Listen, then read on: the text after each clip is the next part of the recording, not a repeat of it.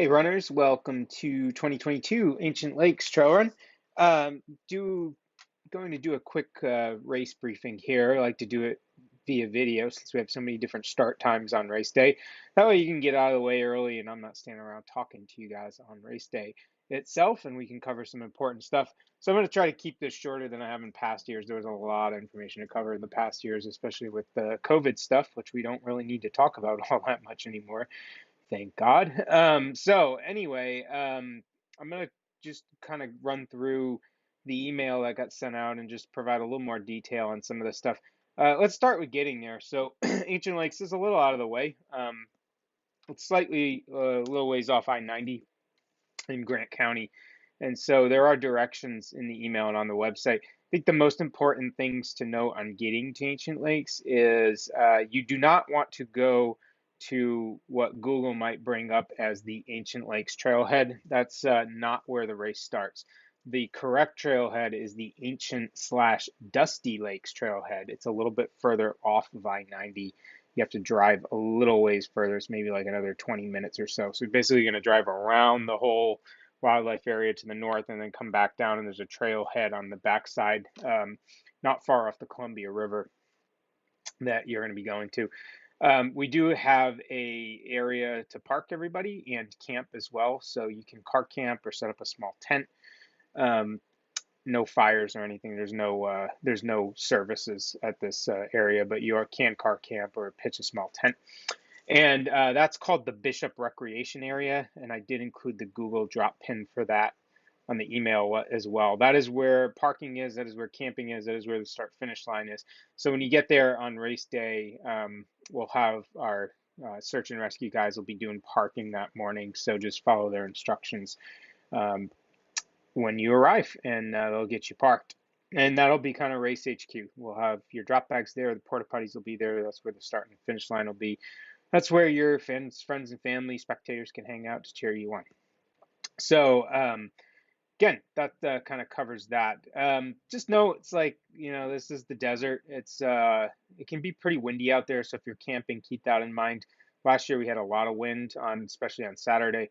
It can also get pretty chilly at night, and it's last year it was down right around freezing each night, and I think it went down in the upper 20s.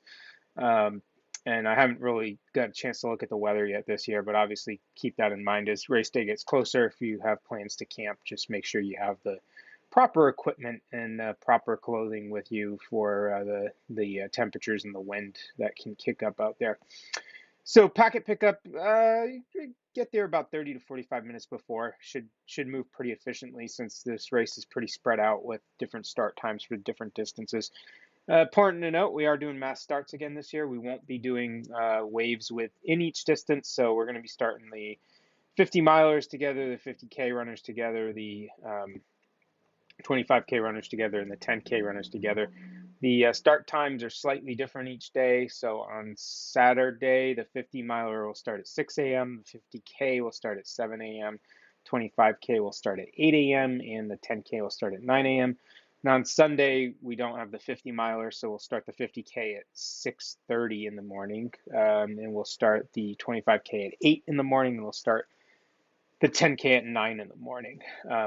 So plan on arriving, again, 30 to 45 minutes should be more than enough time to get your bib and your race packet and get settled and situated. You'll be able to put drop bags right at the start finish area. There's tons of room.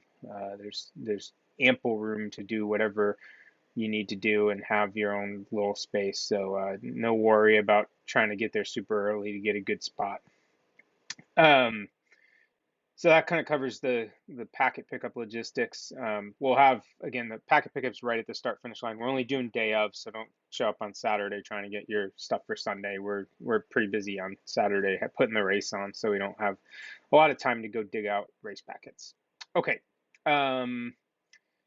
The course itself. So the email has the course map on CalTopo. Also linked the GPX file for the course for those who like to have that on their phone or on their watch. The course is about a 25K loop that is broken up into 3 smaller sub loops. So it's called a cloverleaf style when you do that. Cloverleaf meaning you come back to the same start finish point after each sub loop. So the 25K loop, it has three smaller sub loops. It's got, we call it the red loop, the green loop, and the blue loop. The 25K course is a little long. It's actually about 17 miles, maybe actually a tick above 17 miles. So it's you're getting some bonus miles there. So 25K is normally 15 and a half, and the course itself is probably 17.2, 17.3. So that also means the 50K is long. The 50K is about 34 miles. It is actually closer to 55K. And the 50 miler is pretty close to 50 miles. It might be about a mile to a mile and a half long. So you're going to get your miles in. And don't be upset or shocked if you finish your 50K and your watch reads 34 miles or 34 and a half miles. It's probably what it's going to read. So just have that in your head as you're running, that the course is a little bit long. This isn't a PR kind of course anyway, so I wouldn't worry too much about it. But anyway, there's a red sub loop. The red loops, I think it's maybe 4.5 to 5 miles. There's a green loop. The green is about a 10K, and that's what the 10K runners will run as well. They just run the green loop. And then the blue loop is maybe around 7.5 miles or so. I'm not sure how that math adds up, but it's probably pretty close. Um, so 25K runners will run red loop, then the green loop, then the blue loop. 50K runners will do red, green, blue, and then they'll go back and do red, green, blue again. 50 milers, you have to do that 3 times. So you go red, green, blue, red, green, blue, red, green, blue. 10K runners, you are only going to do the green loop. So that is how the course works. Everything goes clockwise. So you're always running clockwise. So the red loop is the first loop you'd hit if you were going clockwise on the course. You do the red loop clockwise. Green loop's the second loop you'd hit. You do the green loop clockwise. Blue loop's the third loop you'd hit. You do that clockwise. So if you can remember just to keep going clockwise, that's the way this course works. You cannot run it out of order. We had some people try and do that last year and actually did do it, and it just confuses the timing stuff. So because we're taking splits between each loop, and um, it's not choose your own adventure. It's a set way you need to run the race. That's the way it works. It's not choose your own adventure. So please run it in that order. If we find out you didn't run it in that order, we're going to disqualify you and pull you out of the results, just because that's not the way the course is designed to be run. And it's also for us, especially for those running longer distances, it's kind of important we know where people are, especially toward the end of the day. So if someone ran something out of order and we think we have a 50 miler out on the blue loop, and they don't come back or make the cutoff, and they're on the green loop instead, and we're looking for them on the blue loop, that doesn't do us any good. The loops, this course doesn't have a ton of elevation gain. There's a few sneaky sections that have some, but it's largely pretty benign by Washington standards. Each loop's about 1,700 feet of gain for the 25K, so 50 milers are getting somewhere in the 5,000-ish range for the 50 miler. So again, it's pretty modest for a Washington State 50 miler at least. The course can be fast. It has a lot of runnable sections. It also has a lot of technical sections. So just keep that in mind. It's an interesting course. Some people have cursed it because they think it's too runnable, but then you hit these very non-runnable spots. So, but it's a fun course. I love running the loop. I always go out and pre-run it a month or so before the race just to check it out. And I was just out there 3 weeks ago, and it was absolutely spectacular, and it's in great shape. And I'll get to run it again when I mark it. So we'll make sure it's all in great shape for you. So anyway, that covers the course. Red, green, blue, red, green, blue. Just remember red, green, blue. It's pretty easy. What will help you remember red, green, blue too? So we flag it pretty creatively. So on your red loop, you're going to be following red and orange flags. We have signs as well that kind of at critical turns. Green loop, we have these fluorescent green streamers with orange, and the blue loop. Oh wow, it's blue with orange. Okay, so pretty simple. That should make it pretty easy to follow. There are some sections where all the loops kind of use a common, like I call it, there's like a feeder section where you're running in onto the trail. But that will have flagged with all the colors just because they're common to each of the loops. So um, that'll have multicolored streamers, but it'll be obvious what our course markings are, because we'll always have more than one streamer on the clothespin. And then at critical turns, like I said, we have signs, and where we don't want you to go, we usually put a wrong way sign up, or sometimes we'll use the yellow caution tape across the ground with rocks on top of it. So don't run over caution tape. That's not the right way. And usually the way we flag is there's a couple of flags going into the turn and then a couple of flags coming out of the turn. So that way you know you're on the right track. If you make a turn and you don't see flagging right after you make the turn, that's probably not the right way. So stop and take a look and see if you missed something. There are, especially on the red and green loops, there are a lot of other trails intersecting. So that's why it's important to kind of pay attention. There are a lot of trails at Ancient Lakes, and they kind of crisscross each other in various spots. So it can get a little confusing out there, but that's why we flag the course really well so that it doesn't get confusing.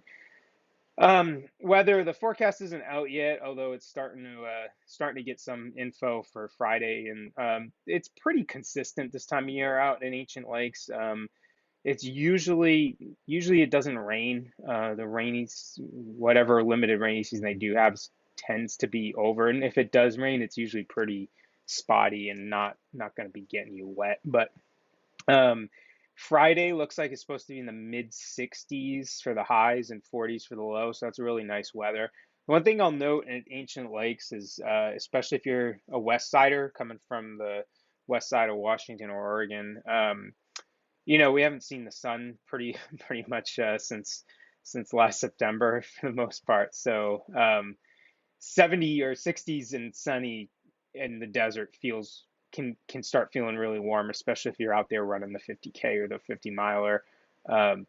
If it's 2 or 3 in the afternoon and it's 68 degrees and the sun's beating down on you, it's gonna feel toasty at Ancient Lakes, especially there's some spots where there's not a lot of wind when you're in some of the canyons, and the air can get pretty stagnant. Um, so just keep that in mind as you plan your attire. And I also on this course definitely recommend sunglasses and some kind of hat to keep your face and eyes shaded. It is pretty bright when the sun's out, which is great. But yeah, so just have that in your plans. And then hydration, super important on this course too, because the air is dry in the desert. Where especially those of us who live on the west side, like I do, we're used to the kind of soggy air. You don't you know when you're sweating a little bit more when there's some humidity. In the desert, you might be sweating and you might be drying so fast you don't even really know you're sweating. So keep on top of your hydration. We will have plenty of water. You'll have 8 every 5 to 7 miles. Just make sure that you're staying on top of that, especially if the weather forecast comes back sunny and warm. Um, it can get really windy out there. When it does get windy, there's a fair amount of sand that can start blowing around, so keep that in mind too. Last year on Saturday, we had like 40-mile-an-hour winds, so it got a little gnarly out there. And there was quite a bit of dust, so like gaiters or buffs when you're running into dusty situations are generally helpful. So yeah, keep an eye on the weather. I don't have a good forecast right now, so but everybody's capable of checking the weather. Course etiquette. The only thing we really ask, if you're going to pass somebody, you just let them know you're coming up, and then letting them know your intention to pass. Here comes my cat here, one of my cats. This is Lewitt. She's named after Mount St. Helens because she's a little Spitfire. Anyway, yeah, so just let people know you're going to pass coming from behind. There's a few stretches of trail where the trail is pretty tight and technical, or there's a lot of scree or something. And again, these sections are short, so don't really get too freaked out about it. But I would not pass people on those. I'd hold off until you're at a slightly safer place. and just go. But a lot of the trail is pretty wide. The Blue Loop gets a little tight, especially along the river, so might be a little harder to pass people in some of those sections. But um, yeah, that's just be nice to your fellow runners and let them know your intentions to pass them. Pet peeve of mine. This one's next. Trash. Don't leave trash on the course. Don't do it. Just don't do it. Don't leave it anywhere. People love to leave trash at, especially at like signs and course markings, and that's not cool. That might be cool in road running, to leave signs at mile markers. It's not cool in trail running because I'm the one who has to pick that shit up and haul it out. So don't do it. If you're caught leaving trash on the course, we're going to pull you from the race and we're going to ban you from running anything we put on ever again. Um, we have to get permits to run in these locations. These locations are beautiful, gorgeous, natural. This is the Ancient Lakes is a wildlife recreation or a conservation area.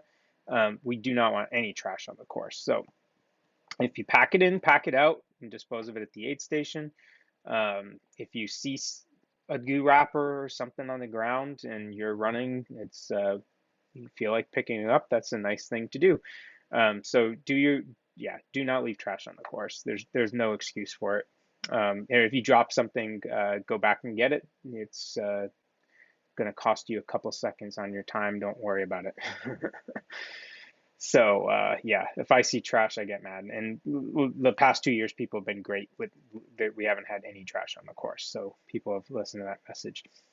Drop bags, I think I already mentioned this, but drop bags will be at the start finish area. You're going to come back there every 4 to 7 miles, so you'll have access. If you want to use a drop bag, you'll have access to that every 4 to 7 miles.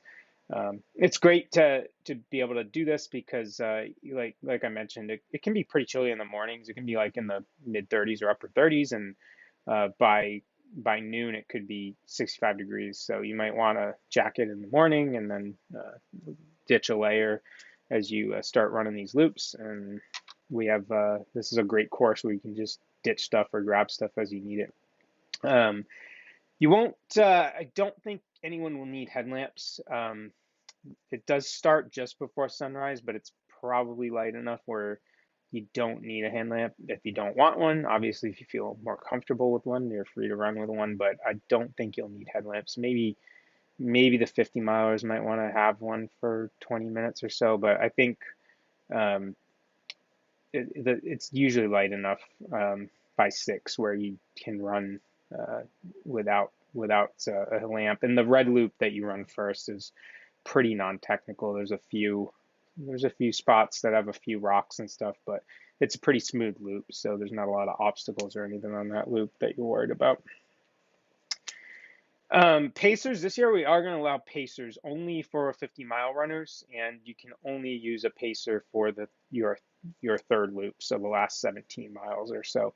So if you would like to have a pacer, that's something you're welcome to do. We're just going to ask them to sign a waiver, and it's only for 50 milers. No pacers for the 50K or 25K or the 10K. So that's something we're glad we can bring back now that COVID's over. Or COVID regulations are over. We can have pacers again. So what do you do in an emergency on this course? So we've got search and rescue. Pierce County SAR 4x4 is going to be out there. So we will be able to send people out to help you. Course, it will probably take a while to get injured people extracted. It's out there a little bit. It's a little remote. And we only have really access to the one trailhead that we start and finish at. So if you're injured and you can get off the course under your own power, keep trying to move. The closer you move to us, the quicker we can get you off the course. You will have cell service on this course, so if you carry your cell phone, I left my phone number in the email, so reach out to me and we'll get search and rescue heading your way. If you are a runner who comes around somebody who is injured to the point where they can't move or they are unconscious or they're having issues, obviously give us a call if you have my number. stored in your phone, or get their bib number. And if you don't have a phone, and let us know as soon as you get back to the start finish area that there's an injured runner and who they get in their bib number. Um, and we'll handle whatever we need to do appropriately. If you're going to drop out of the race, you need to let us know. So if you're running the 50 miler and you get through 2 loops and you're just like, hey, Dan, it's not my day, don't just leave. Please let me know, or the aid station know, or our timer know. It's probably best to let our timer know, because then we will put you down as a DNF and we won't be worried about where you are at 8 o'clock at night when we're trying to figure out why we have runners that haven't finished. So let somebody know if you're going to drop. The way we do this is we will allow you to drop down in distance up to the start of the race. So if you show up on Saturday and you're running the 50 miler and you're like, hey, I didn't sleep well, or I've been had a stomach bug this week, or hey, I really just don't feel like running 50 miles. You gotta let us know before you start the race. If you start the race, once you start the race, you're running the distance you're running. If you don't complete that distance, it goes down as a DNF. We're not going to do oh, I finished the 50K, can I get a finish time? It's um, you signed up to push yourself, so if you start the event that that's the event you need to finish, or it's a DNF. But if you show up on race morning and let us know beforehand, we'll make that distance change for you, and then you can start with the appropriate um, event. So that's how we handle distance drop downs. So cutoffs, I'm getting a lot of questions on cutoffs. We're keeping it pretty simple here. So there's really only, for the 50 mile, there's only 2 real cutoffs you need to worry about. The cutoff is the course closes at 8 o'clock. So we use 8 o'clock because the sun goes down just before 8. So we do want everyone off the course before dark. So 8 p.m. the course closes. So what does that mean? We do have a cutoff to be on your final blue loop by 5:30 p.m.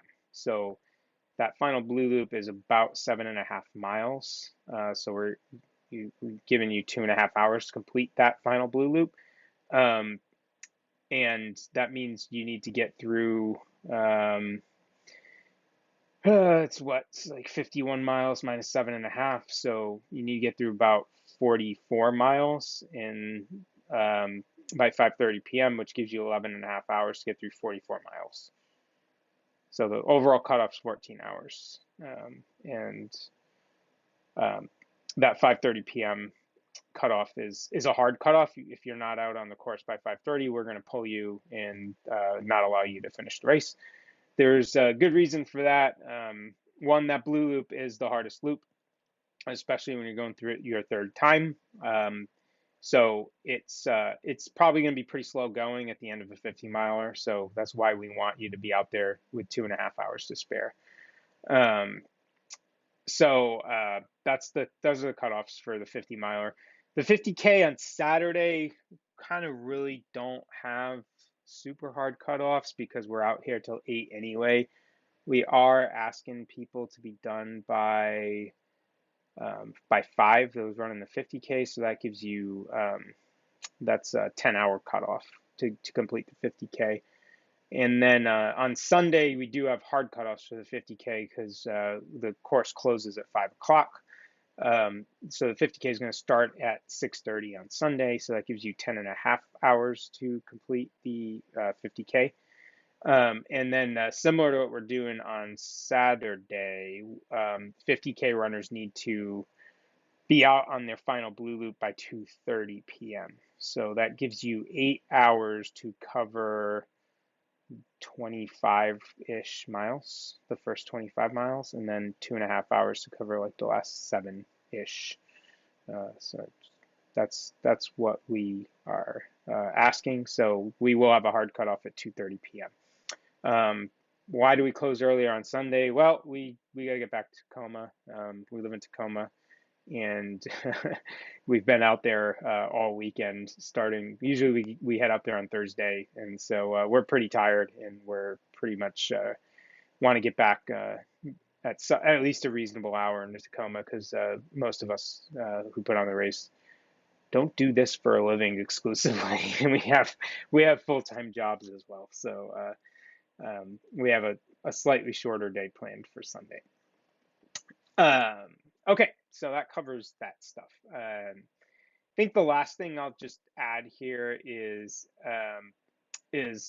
around like things like results and photos. It's always funny because we just we finished the race and it's like 7 o'clock on Sunday and you're checking your email and it's like somebody's when are the photos going to be up? And it's like, oh my gosh, we just finished the race. And so this isn't the Chicago Marathon or the New York City Marathon or rock and roll marathons, right? We don't have an army of photographers and photo editors that are jumping on or sophisticated software that spits out an email the next morning that the photos are done, right? Or even with results, right? So our timers out here all weekend. We don't have great internet signals to get stuff posted, and we have a 3-hour drive to get home. So we probably are not going to have results up the day of the race, or even 2 days after, or a day after the race. So we also have to scrub the results. Sometimes we get little errors and stuff and things that don't make sense, and we have other backup systems that we look at. So when we post the results, we want to be right. So please just don't send frantic emails like Monday morning, being like, how come the results aren't up yet? Or where are my pictures? Because they're probably just not ready. We will send stuff out when we get it.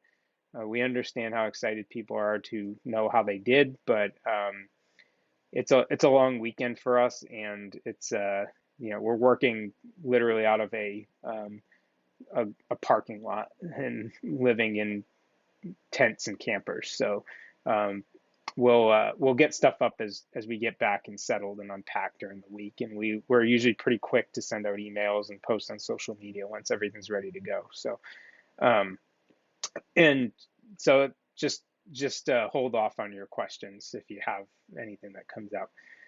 Okay, I think that's about all I have. Oh, aid station. I forgot to talk about the aid station. The aid station is going to largely function like normal this year. So we're, obviously with most COVID restrictions lifted, there's really no regulations on the aid station. So we should expect some more normal offerings. We're still probably going to go with some prepackaged stuff. It's a lot easier to handle for volunteers and runners, and still nice to be a little more sanitary than having the good old communal chip bowl. So we will be back to normal on the aid station for the most part. We are planning on having soup um, later in the day, so especially it's a little something for people finishing. So probably get the soup going around noonish or so. So people finishing up their race and have a little something bite to eat, or for the 50K or 50-mile runners wanting a little something more substantial to eat during their event, we'll have soup and bread available at the aid station. Um, so yeah, that pretty much covers it. Oh, and yeah, I forgot to mention this is also important. So aid stations are cupless. Cupless. I need to put this in the email too. So um, we will have cups for like soda, but we don't do cups for water and electrolyte, so you'll need something to carry water in, whether that's a bladder or soft flasks or a um, handheld. We do require everyone to carry water on the course. I think we want everyone to have at least 20 ounces or 16 ounces of fluid with them going out on the course. We've had people get dehydrated on this course before, so we do require everyone to carry some type of fluid with them so they don't get in a bad spot, because it's really hard to get you water out there. And you will see lakes on the course. Don't drink the water out of the lake, even if you're somebody who filters water. You don't want to filter that water and drink it. It is not good. It's got a bunch of agricultural runoff in it, so it's loaded up with chemicals that the filters aren't going to take out. And I'd say probably the same for the Columbia River too. I wouldn't be drinking out of the Columbia River, although that one's probably a little safer if you filter it. But um, yeah, I wouldn't drink any water on that you run into on the course. So um, anyway, we'll see you all this weekend, and we look forward to having another great event in Ancient Lakes. It is a really fun place to run. It's a really magical venue for those who have never run it before. You are in for a treat. So I will see you all on April 9th or 10th.